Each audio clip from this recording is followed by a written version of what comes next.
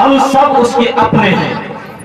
आप विश्वास करें या ना करें, लेकिन आज मैं इस धर्मशास्त्र के द्वारा ये बता देना मांग रहा हूं कि आप उसके अपने हैं, आप पराये नहीं हैं।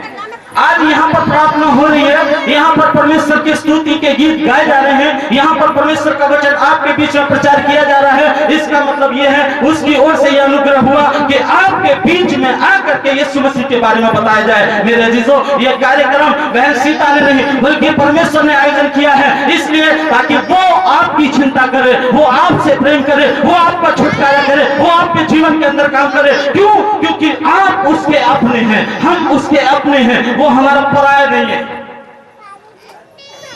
आज बहुत से लोग कहते हैं कि यीशु मसीह पराया है, यीशु मसीह विदेशी है। यीशु मसीह का जन्म यरूशलेम में हुआ, हिंदुस्तान के अंदर नहीं हुआ। एक गांव के अंदर में प्रचार करने के लिए गया, वहां पर बहुत सारी भीड़ इकट्ठी हो गई। मैंने यीशु मसीह के नाम में प्रार्थना करी। सारे लोग जब चंगे होने लगे, 6 महीने से एक बहन चल नहीं पाई थी, एक बहन देख नहीं पाती थी, एक बहन सुन नहीं पाती थी, और जैसे यीशु मसीह के नाम में प्रार्थना करी, सारे गांव में अचंभा हो गया, ये क्या चीज हमारे बीच में आई। और मैं उन्हें यीशु मसीह के बारे में बताने लगा, तो बहुत से लोगों ने यीशु मसीह को ग्रहण कर लिया, लेकिन कुछ लोगों ने कहा कि ये क्या चीज है, और उन्होंने सोचा कि यीशु मसीह तो विदेशी है। यीशु मसीह क्या है? विदेशी है। उन्होंने आकर के मुझसे सवाल किया, और वो सवाल ये किया कि यीशु मसीह ने हमारे देश में जन्म नहीं लिया, हमारे देश में वो पैदा नहीं हुआ, वो तो दूसरे देश में यरूशलेम में पैदा हुआ, वो तो एक विदेशी है। क्योंकि उनको यही बात मालूम थी कि यीशु मसीह ने विदेश में जन्म लिया है। तब मैंने उनसे एक बात कही, मैंने कहा आपको मालूम है यीशु मसीह ने यरूशलेम के अंदर जन्म क्यों लिया?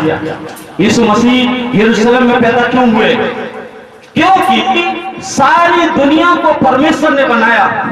किसने बनाया? परमेश्वर ने। सारी दुनिया को परमेश्वर ने बनाया, और जब सारी दुनिया बन गई, सब जगह फैल गई, तो लोग परमेश्वर को भूल गए।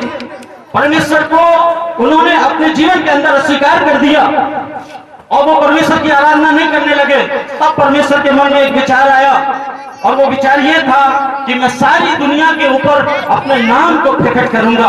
मैं सारी दुनिया को बताऊंगा कि तुम मेरे अपने हो, मैंने तुम्हें बनाया है, मैंने तुम्हारी सृष्टि की है। तो उसने एक तरीका सोचा, और वो तरीका ये सोचा, उसने कहा मैं एक कौम बनाऊंगा, एक जाति बनाऊंगा, और उस जाति के द्वारा, उस कौम के द्वारा मैं सारी दुनिया के ऊपर यह प्रमाणित करूंगा कि मैं सर्वशक्तिमान परमेश्वर हूं, और मैंने इस सारे संसार की सृष्टि की है। तब उसने निगाह दौड़ाई, उसने देखा कि कौन सा ऐसा व्यक्ति है जो मेरी आज्ञा का पालन करेगा, और उसने एक व्यक्ति को ढूंढने के लिए सारी दुनिया में अपनी निगाह दौड़ा दी, सारी दुनिया के अंदर निगाह दौड़ा दी, लेकिन उसे कोई नहीं मिला। एक व्यक्ति मिला, और वो व्यक्ति ऊज नगर में रहता था, और उस व्यक्ति का नाम अब्राहम था, और वो व्यक्ति मूर्ति पूजा किया करता था। उससे परमेश्वर ने बात करी, जिस चीज की तू उपासना करता है इसमें ईश्वर नहीं है, ईश्वर मैं हूँ। यदि तू मेरी आज्ञा का पालन करे, यदि तू मेरे वचनों पर चले, जहाँ मैं तुझे ले जाऊं वहां तू जाए, तो मैं तेरे द्वारा एक बहुत बड़ी जाति बनाऊंगा, और तेरे द्वारा मैं समस्त जाति के कुलों को मैं आशीष दूंगा। हालेलुया। और उसने उसकी बात को स्वीकार कर लिया। उसने कहा प्रभु मैं तेरी बात को सुनूंगा, जहां कहीं तू मुझे लेकर जाएगा मैं जाऊंगा, मैं तेरी आज्ञा का पालन करूंगा, मैं दाएं नहीं मुड़ूंगा, मैं बाएं नहीं मुड़ूंगा, मैं जाऊंगा और तेरे समस्त संसार में जाकर मैं तेरे नाम की महिमा करूंगा, मैं तेरा प्रचार करूंगा। और उसने परमेश्वर को ग्रहण कर लिया। कितने लोगों की समझ में आ रही है बात? हालेलुया।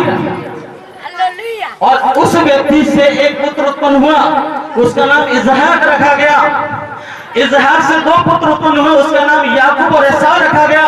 याकूब से 12 पुत्र उत्पन्न हुए, और वो 12 देशों में बट गए, और वो सारे के सारे किसमें? कनान देश में जाकर रहने लगे। और उनमें से यरूशलेम भी एक देश था, और उस यरूशलेम में एक गोत्र था, उसका नाम था यहूदा। यहूदा के गोत्र से यीशु मसीह ने जन्म लिया। मेरे अजीजों, अब्राहम के द्वारा परमेश्वर के पुत्र यीशु मसीह ने जन्म लिया। मैंने उन अंकल से कहा, मैंने कहा सोचिए जरा, विचार करिए, अब्राहम ऊर नगर में था, सुनिए का, तो ऊर नगर से मसीहा चली, और अगर अब्राहम हिंदुस्तान में होता तो हमारा यीशु मसीह हिंदुस्तानी होता। हालेलुया, ताली बजाकर प्रभु का धन्यवाद करें। मैंने कहा यीशु मसीह पराया नहीं है, यीशु मसीह विदेशी नहीं है, ये आपका है, ये अपना है और उसने आपकी सृष्टि। हालेलुया, मेरे अजीजों, तक हम ये सोचते आए कि वो विदेशी है, वो पराया है, हम उसकी उपासना नहीं करेंगे। लेकिन आज मैं धर्मशास्त्र के द्वारा ये बताना मांग रहा हूं, ही है जो आपका अपना है, वही है जिसने आपकी वही है जिसने आपको अपने स्वरूप के अनुसार अपनी समानता में बनाया है। बाइबल के अंदर लिखा है परमेश्वर ने जब सारी चीजों को बना दिया, 6 दिन उसने काम किया, साथ में 6वां दिन आया, तब उसने एक उत्तम चीज बनाई और वो बनाया मुझे और आपको, यानी मनुष्य को बनाया। उसने कहा आओ हम मनुष्य को अपने स्वरूप के अनुसार अपनी समानता में बनाए और वो पृथ्वी के सब पशुओं पर, सब जानवरों पर, सब चीजों पर जो मैंने बनाई है उसके ऊपर वो अपना अधिकार रखे। और उसने मनुष्य को बनाया। और मेरे साथ निकाले इफिसियों की पुस्तक, उसका 1 अध्याय और उसके 16 वचन को पढ़िएगा। हुई सारी वस्तुओं की सृष्टि किसमें हुई? उसी में, यानी प्रभु यीशु मसीह में। इस संसार के अंदर जितनी चीजें हमें दिखाई देती हैं उन सारी चीजों की सृष्टि यीशु मसीह में हुई है। कितने लोग इस बात पर विश्वास करते हैं कि यीशु मसीह में सारी वस्तुओं की सृष्टि हुई है? आज तक हमने इस बात को नहीं जाना, लेकिन आज परमेश्वर का आत्मा हमको बताना चाहता है, क्योंकि प्रभु का वचन कहता है, कलीसिया सुन ले कि आत्मा कलीसिया से क्या कहता है। आज परमेश्वर अपने वचन के द्वारा हमें बताना चाहता है कि हम उसी की बनाई हुई सृष्टि हैं। हाँ, बढ़िया गया, क्योंकि उसी में सारी वस्तुओं की सृष्टि हुई, क्योंकि उसी में सारी वस्तुओं की सृष्टि हुई, स्वर्ग की हो अथवा पृथ्वी की हो, देखी या अनदेखी, देखी या अनदेखी, क्या सिंहासन, क्या प्रभुताएं, क्या प्रधानताएं, क्या अधिकार, वो हमसे प्यार करता है। इसीलिए लिखा है कि वो अपनों के बीच में गया। अगर आज वो आपके परिवार में आया है, आपके मोहल्ले में आया है, आपके क्षेत्र में आया है, इसका मतलब यह है आप उसके अपने हैं और वो आपसे प्रेम करता है, वो आपकी चिंता करता है, वो जानता है कितने लोग दुखी हैं, वो जानता है कितने लोग परेशान हैं, वो जानता है कितने लोग पीड़ाओं के अंदर है, वो जानता है, वो कहता है मैं जान रहा हूं, मैं समझ रहा हूं कि तुम दुखी हो, आप चिंता मत करो, बस मुझे खोज लो, मुझे जान लो, तुम्हारे सारे दुख मेरे अपने तुम्हारे जीवन से दूर हो जाएंगे। हालेलुया, इसीलिए वो अपने लोगों के बीच में गया। अब मैं एक बात कहना चाहता हूं, अगर अब्राहम ऊर देश में ना मिलकर हमारे हिंदुस्तान में मिल जाता तो मसीहत हिंदुस्तान से होती। Hallelujah, hallelujah, thank you Jesus. लिखा है वो क्या करना चाहिए था? प्रभु है, उद्धार करता है, हमारे बीच में आए, दौड़ पड़ते और उसे ग्रहण कर लेते और उसकी भक्ति करते, उससे खोज लेते, मेरे अजीजों उनका जीवन बदल जाता। लेकिन उन्होंने ऐसा नहीं किया, उन्होंने ऐसा नहीं किया। दुनिया भर के सवाल खड़े कर दिए यीशु मसीह के लिए। इसे तो हम जानते हैं, इसके भाइयों को हम जानते हैं, इसके पिता को हम जानते हैं, इसकी माँ को हम जानते हैं। अरे ये तो वही है नासरत का यीशु है, नासरत में पला बड़ा है और उसका बचपन हमने देखा है। ये इसको तो हम बहुत पहले से जानते हैं। बजाय उन्होंने ये विश्वास करने की कि सर्वशक्तिमान परमेश्वर है, ये उद्धार करता है, ये जीवन देगा, उस पर विश्वास करने की बजाय उस पर 1000 सवाल खड़े कर दिए। आज जब यीशु मसीह हमारे घर के अंदर आता है, हमारे परिवार के अंदर आता है, हम उसे ग्रहण करने की बजाय, हम उसकी आराधना करने की बजाय, हम उसे अपनाने की बजाय हम 1000 सवाल खड़े कर देते हैं। ये तो विदेशी है, ये हमारा नहीं है, ये हमारी सृष्टि नहीं है, हम इसकी उपासना नहीं करेंगे, इसको हम जानते हैं, इसकी कौम के लोगों को जानते हैं, इनको हम जानते हैं, ये हमारा अपना नहीं है। हम लोग 1000 सवाल खड़े कर देते हैं और उन सवालों के बीच में क्या होता है? यीशु मसीह हमें छोड़कर चला जाता है और फिर सारी आशीषें जो परमेश्वर हमको देना चाहता है वो हमें नहीं दे पाता। मैं ज्यादा समय नहीं लूंगा क्योंकि थोड़ा सा प्रोग्राम लेट हो गया, मैं बहुत कम बोलूंगा। सुनिएगा, लोगों ने उस पर सवाल खड़े कर दिए और लिखा है जब सवाल खड़े करे, लिखा है मत्ती 16 उसका आखिरी पद पढ़ ले। हाँ, उसने वहां उनके अविश्वास के कारण और सामर्थ्य काम नहीं करे। यीशु मसीह हर जगह गया, भीड़ की भीड़ दौड़ पड़ती थी यीशु मसीह के पीछे। प्रभु यीशु मसीह आए हैं, इसने मुर्दों को जिंदा कर दिया, ये हमें भी ठीक कर देगा। और जब लोग उसके पास पहुंचे, यीशु मसीह ने हाथ रखे और उनको ठीक कर दिया। एक अंधा आया और आकर के कहने लगा, प्रभु मैं देखना चाहता हूँ। यीशु मसीह ने हाथ बढ़ाए और उसी घड़ी देखने लगा। एक कोढ़ी यीशु मसीह के पास आया, आकर के कहने लगा, प्रभु मैं चाहता हूँ कि मैं शुद्ध हो जाऊं। यीशु मसीह ने हाथ बढ़ाया, उससे कहा जय शुद्ध हो जा, और उसी घड़ी वो शुद्ध हो गया। एक जगह पर मुर्दा मर गया, यीशु मसीह वहां पर गया, उसने कहा ऐ लाजर तू कब्र में से बाहर निकला। वो 4 दिन का मुर्दा निकल करके बाहर आ गया। यीशु मसीह ने बड़े बड़े सामर्थ के काम करे, यीशु मसीह ने बहुत लोगों को चंगा किया, यीशु मसीह ने बहुत लोगों का उद्धार किया।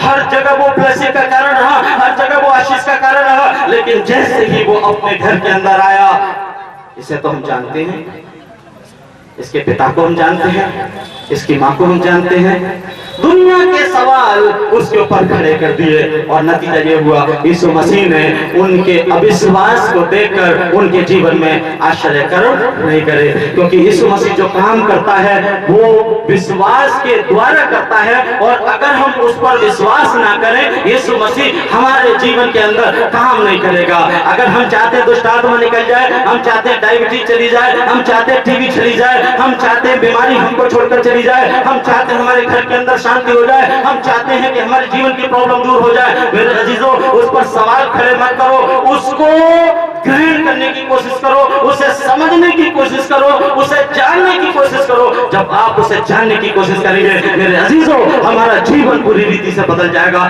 लिखा है यहाँ पर यीशु मसीह ने और सामर्थ के काम नहीं करे। क्यों? क्योंकि वहां के लोग अविश्वास से भर गए। कितने लोगों को ये बात समझ में आ रही है? आप इनको देखकर विश्वास करते हैं तो यीशु मसीह आपको भी चंगा करेगा। आपकी कितनी बड़ी प्रॉब्लम क्यों ना हो, कितनी बड़ी बीमारी क्यों ना हो, यीशु मसीह आपको चंगा करेगा। अगर हम चाहते हैं कि यीशु मसीह हमको चंगा करे तो मेरे अजीजों उसे पहचाने कि वो हमारा अपना है। यीशु मसीह ने के वचन में लिखा है यूहन्ना 3:16 में, परमेश्वर ने जगत से ऐसा प्रेम रखा। जगत से क्यों रखा? इंग्लैंड और अमेरिका से रख लेता, क्योंकि वही उसके अपने लोग हैं। जगत से क्यों रखा? जगत सोचता है कि वो विदेशी है, लेकिन परमेश्वर का वचन कहता है सारा जगत मेरा है। Hallelujah, hallelujah. आज जब लोग परेशानी में होते हैं तो बहुत कुछ खर्च करना मेरा है, चांदी मेरी है, पृथ्वी के सारे पशु पक्षी जीव जंतु सब मेरे हैं। अब तुम मुझे बताओ कि तुम मुझे कैसा बलिदान चढ़ाओगे? ये तो सब कुछ मेरा है, ये तो सब कुछ मेरा है। मेरे अजीजों, हमारा परमेश्वर हमसे कुछ नहीं लेता, क्योंकि आज जो कुछ हमारे पास है ये सब कुछ उसका है। टीमों पर खर्च कर चुकी, लेकिन उसकी बीमारी ठीक नहीं हुई। बाइबल बताती है वो और रोगी हो गई। अब रोगी क्यों हो गई? प्रभु का वचन कहता है यदि तुम मुझ में बने रहो और तुम्हारी बातें मुझ में बनी रहे तो जो चाहो तुम्हारे लिए हो जाएगा। अब प्रभु को तो अलग कर दिया, अपने दिमाग से, अपनी ताकत से, अपने पैसे से चले इलाज कराने के लिए। अरे बड़े बड़े MBBS डॉक्टर को हम जानते हैं, इतना पैसा हमारे पास है, हम यूं फेंकेंगे हमारी बीमारी तो चुटकी बजाती गायब हो जाएगी। लेकिन जब पूरा पैसा खाली हो जाता फिर कहते हैं हमारे पैसे ने तो कुछ भी काम नहीं किया, हमारा पैसा ऐसे चला गया। आप यीशु मसीह पर विश्वास करेंगे, यीशु मसीह को ग्रहण करेंगे, अपने हृदय के और अपने घर के द्वार को यीशु मसीह के लिए खोल देंगे, यीशु मसीह आपके अंदर आएंगे और आपके जीवन के अंदर शांति आ जाएगी। क्योंकि प्रभु का वचन कहता है देख मैं द्वार पर खड़ा हुआ कुंडी खटखटाता हूँ, जो कोई मेरा शब्द सुनकर मेरे लिए द्वार खोलेगा मैं उसके घर में प्रवेश करूंगा। अगर आज आपने द्वार को बंद कर लिया मेरे अजीजों आप उस उद्धारकर्ता को अपने जीवन के अंदर खो देंगे। और आज आप अपने हृदय को खोलते हैं, यीशु मसीह